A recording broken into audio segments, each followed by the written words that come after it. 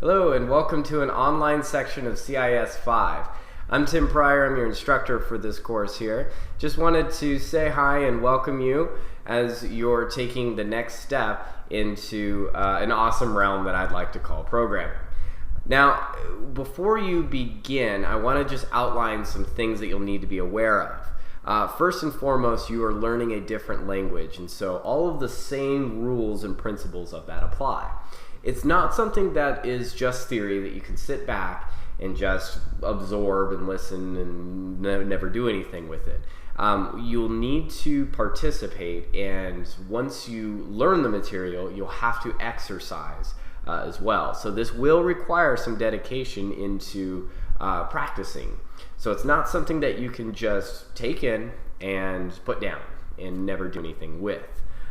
You're going to be introduced to some tools, and with those tools you will build whatever you can imagine. And I'll be the one to help guide you along the way. So I don't want to be a stranger to you, and I have outlined some things that will be helpful along the way. First and foremost is on Blackboard here, you'll want to access the home page. Now each week, through each week of the semester, this is going to update with all of the current goals and outlines and things like that. Now this is a course that's going to be in the fall term. So for the fall, we'll have a 16 week course.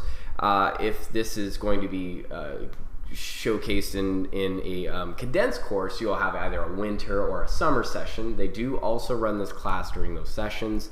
Those will be much shorter. So they will only be 6 weeks. So depending on what this section is running in, there's going to be a different schedule per course. Now, you'll want to refer to the syllabus. In the syllabus, there's going to be a schedule of what exactly is going to be required for that week and what is going to be due for that week. So it's going to be what we are going to be learning and then what we are going to be doing as assignments. And so you'll see all the due dates in there. So on the home page, I'll be casting out all of those important details of what you should be doing straight on the home page. So you'll see that per week on a week basis.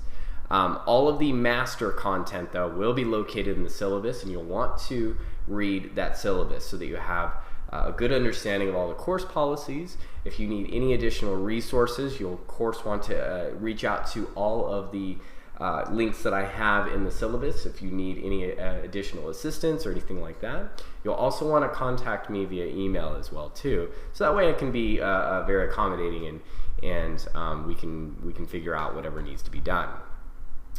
There's also on the home page a help link. Now in this help link, if you click on it here, you're going to have a few helpful resources here that you're going to keep with you as you go on. Some of these here, once you get the hang of it, you won't have to refresh on it. For instance here, how to upload an assignment. Now I'm going to have you do these exercises. So after you read the lectures and you watch the content and all that, now it's your turn to jump in and create code by your own. So while you're off on your own doing that, you're going to complete an assignment and then you're going to upload it and submit it for grading.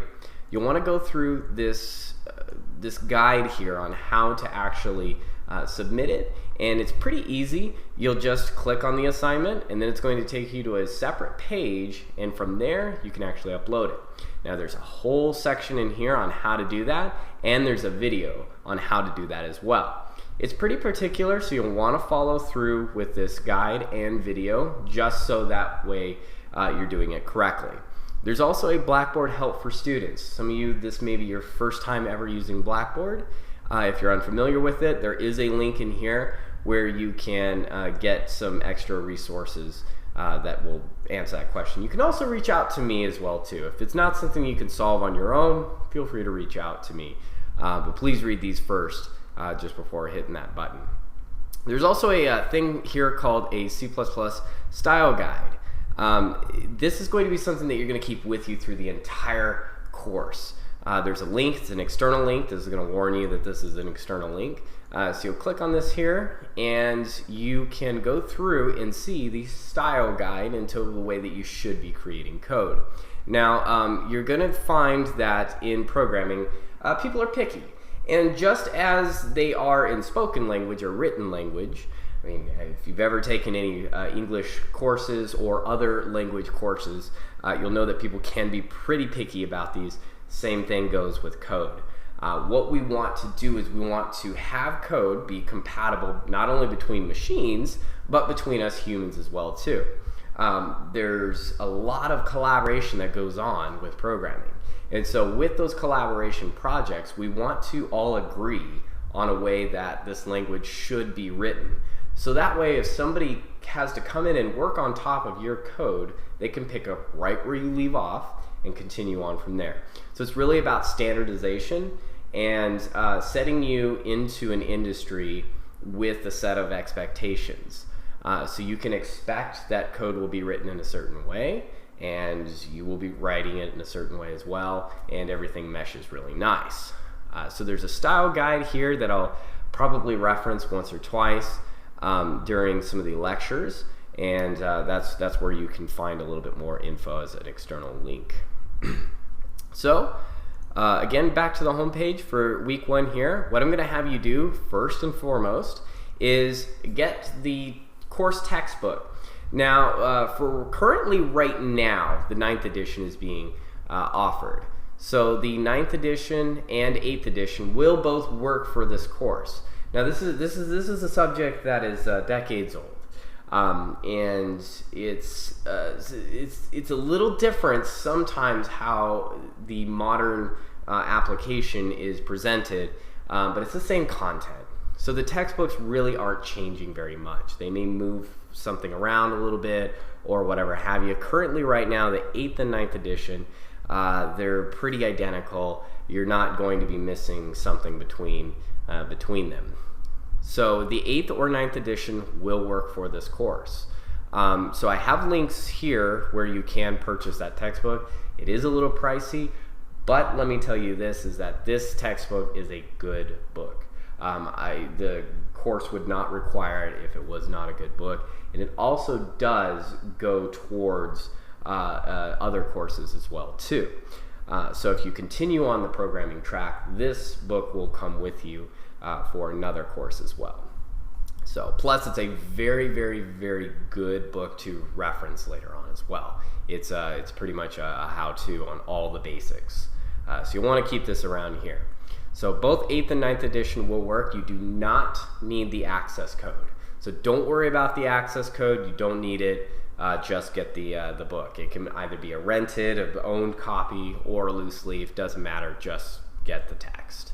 I will require readings from this. What good is a textbook if we're not reading it?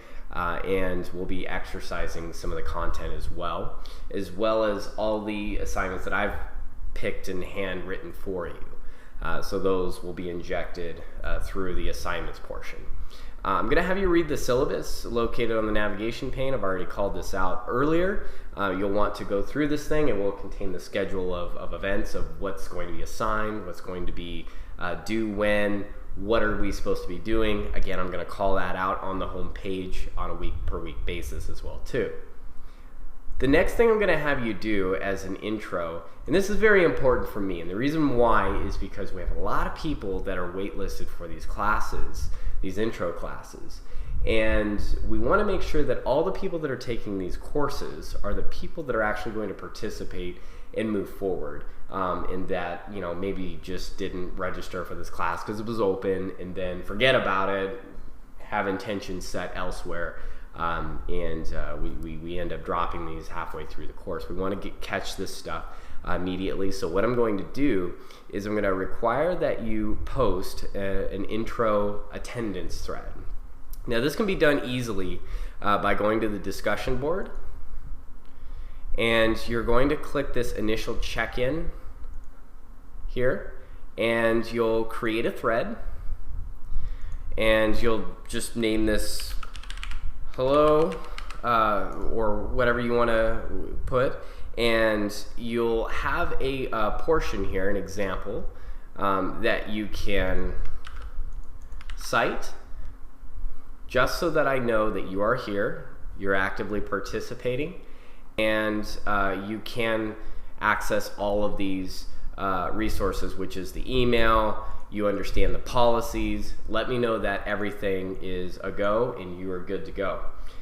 If I do not get this received within 3 days of the class start date, so by say Thursday morning, if I don't see this, then I will drop you from the course and then start pulling the students from the wait list.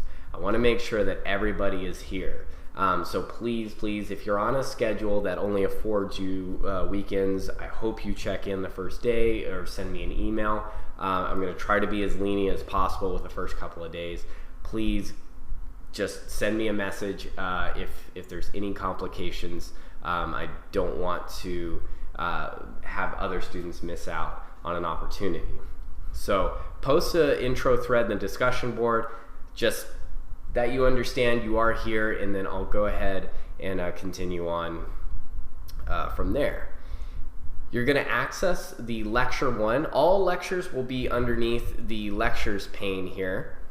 So there will be lectures, and I'll try to keep the current lectures highlighted at the top here. So you may only see a couple of lectures available, and I'll trickle them out as the course proceeds. So watch the lecture videos if they're available, read the lecture content. You'll also be corresponding with your textbook. And after all of that is complete and that is done, what I want you to do is I want you to, in the back of the textbook chapters, go ahead and attempt some of the programming challenges.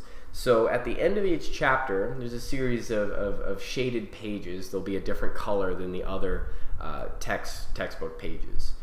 Some are light blue, some are light green. There'll be a different color. And then they'll have challenges. Programming challenges is specifically what they're called.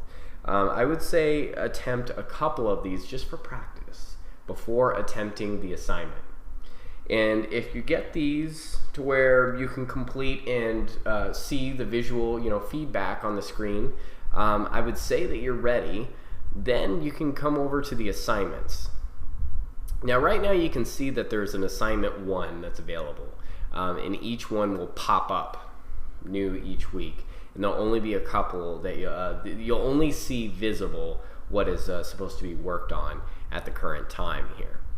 And so what this is asking you to do is to reproduce this pattern here. So you should see this visual layout, and then you're going to submit how you got there. How did you get from point A to point B? All of your code that drove this visual pattern here to be in existence. Okay, so once you're ready to do that, you'll click on this link here, and if you have any important comments, only important comments, nothing like here's my submission or anything like that. If there is an important comment that you need to leave on this, please use this field for it. Then you're going to hit browse my computer, attach specifically a CPP file, and then hit submit. I have a whole video on how to do this here, so you'll want to check this out on the home page underneath the help section, and here's how to upload an assignment and a video on that. So you can go here for that again as well. Okay, so now that we've gone through all of that and we've gone through the discussion board, the syllabus, how to access that, the lectures, assignments, the only thing that's left is to get the actual software in which we'll be creating all of our programs. Now, if you're on a Mac, there's going to be a completely separate process for you in order to accomplish this. In order for you to accomplish this on a Mac, you will need to download a different piece of software. Now recently Visual Studio did release a version of Visual Studio for Mac. Unfortunately though, it does not support C++ at this current time, so we're not able to use that. You can use Xcode, or you can install an instance of Windows on your Mac, so that way you can use the Visual Studio software, and that way you're in parity with this class. That's quite a bit advanced.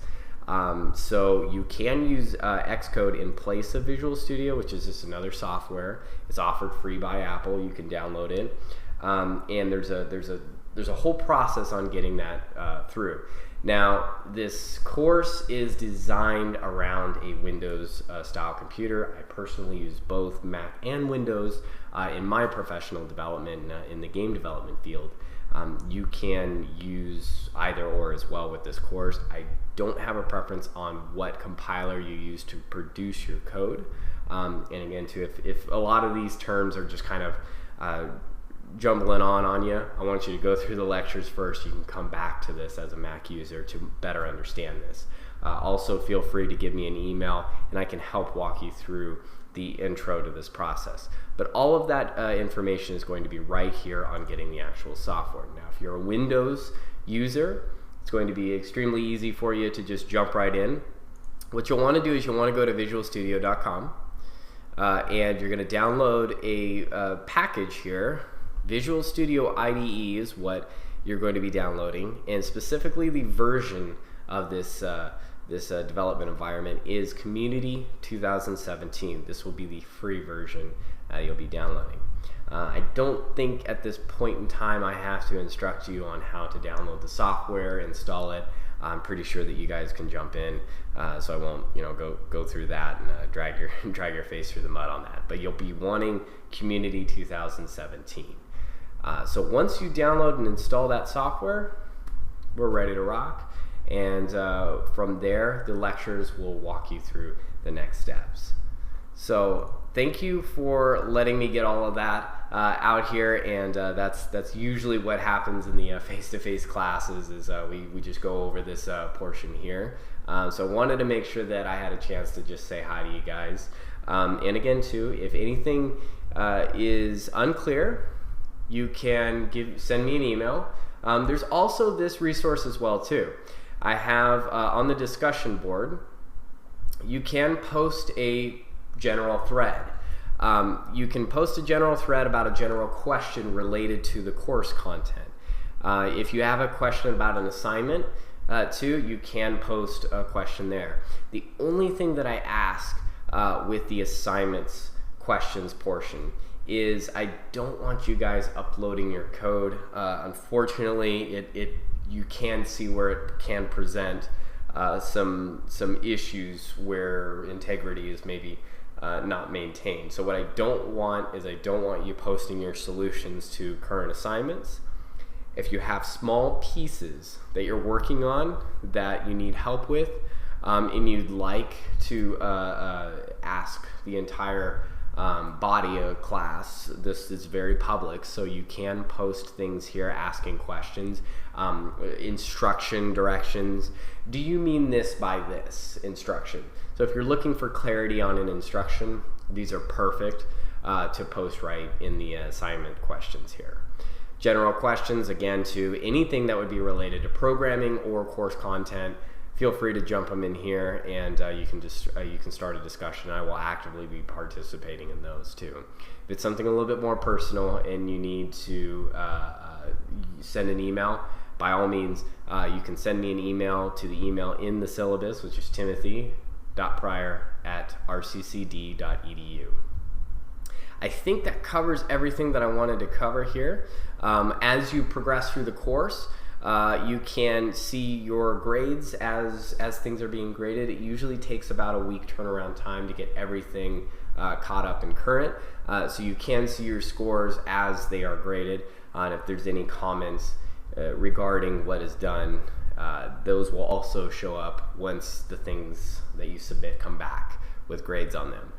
There will also be a link that appears on this navigation page after the first week. This link will be a solutions link. The solutions link will have all of the solutions to every assignment after it's been completed and graded. You'll see a solution, so that way you can see how it was intended to be completed. Now, here's the thing with code and just with languages in general, is that there's many ways to get to one point. You'll find that the further you go in programming, everyone's approach can be completely different. So as we get better and better, no two students will have the exact same code.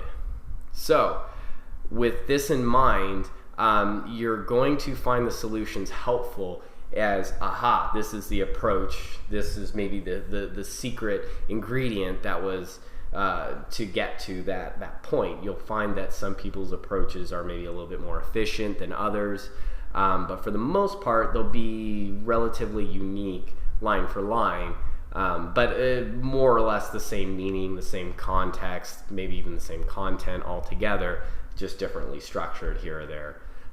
So you'll notice that as well too. But those solutions will help. Please check those out. And again, too, if you have any questions, don't hesitate. I'm all ears here for you. Well, that's pretty much all that I wanted to get out there, and thank you guys, and I'll see you in the course.